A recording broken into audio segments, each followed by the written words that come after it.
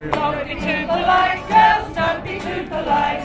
Show a little fight, girls, show a little fight. Don't be too polite, in case you get the sack. Just recognize your value and you won't look back.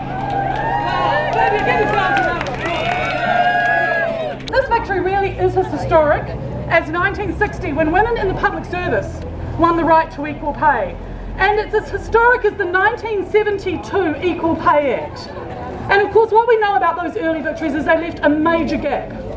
Despite the intentions of Parliament, despite the will of the New Zealand people to have equal pay, there has been an ongoing gap between the wages of men and women in New Zealand because of the way the Equal Pay Act has been interpreted.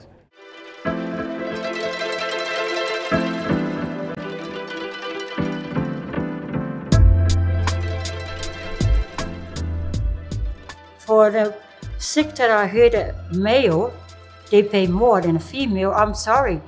That's the days of Moses. These days are the days of our Code of Rights. We do exercise for the residents. We walk them. Some of the time we like a physio because we do the physio job there. We've been told we have to train. It's not a job for anybody that can walk from the street and go and do this now. It's a very challenging job. I really enjoy my work, and as if I'm coming to my second home when I get up in the morning.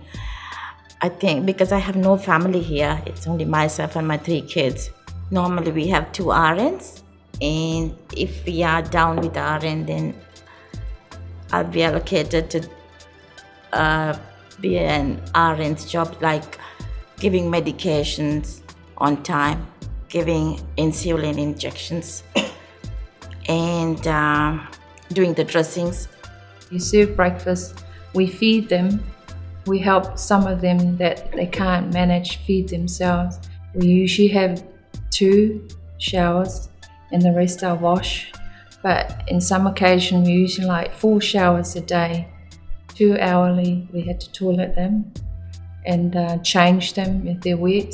I do around the delicate me to do the pat round, and I've got to look after 27 residents. I look after 10 or 8 residents at night.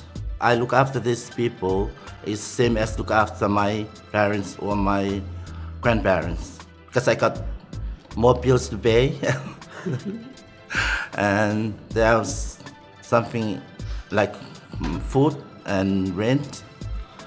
That's why I support the equal pay. For the fair share, we deserve more than what we got. I'm not ashamed to mention what I just pay $15, and I've been there for 8 years. I love my job, I love the resident, they're like family to me, but I think we deserve more. Thank you. That's right. Stuti. Thank you. Work as a caregiver from the time we start at 7 o'clock in the morning is constant until we clock out at 3:30 in the afternoon. It is very demanding, and the residents as they get older have got to be carefully monitored and looked after. It's constant answering call bells, getting them dressed to go down for meals at a certain time. Everything's got to be time managed basically, so the home runs accordingly.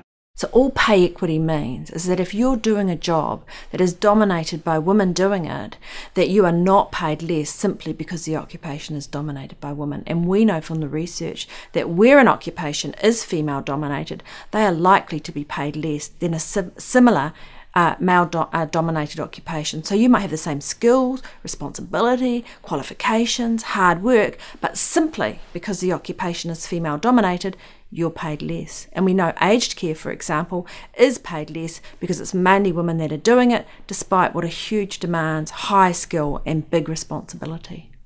The Service and Food Workers Union represents a lot of low-paid workers, especially a lot of women low-paid workers, and we've been looking for somebody for a number of years to take an equal pay case, and it was timely that Christine, a caregiver that has been a caregiver for 20 years, came along and was prepared to step up and take an equal pay case against her employer. They asked if I would step up and put my name to the court case, the equal pay equity case. And of course, I didn't have a clue what they were sort of getting at. So Alistair and I worked together, and he more or less educated me about what was the court case, what it was about.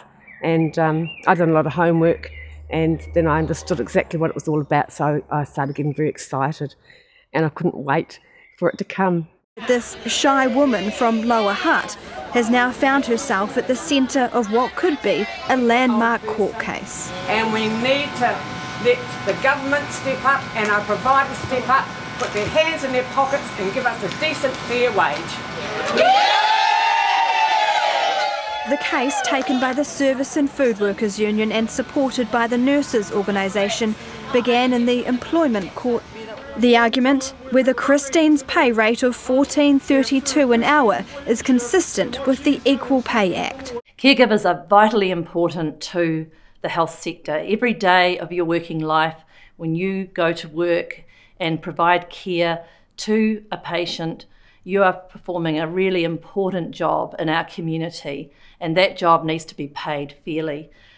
We really want you to get behind this campaign. We've got an opportunity with the legislation being tested in the court to really make a difference to caregivers and their pay and conditions. When a minimum wage was first set in the 1940s, the female rate was 47% of the male rate. Incredible difference. And we didn't get equal pay as a legal principle until 1972, covering the whole labour force, 1960 in the public sector.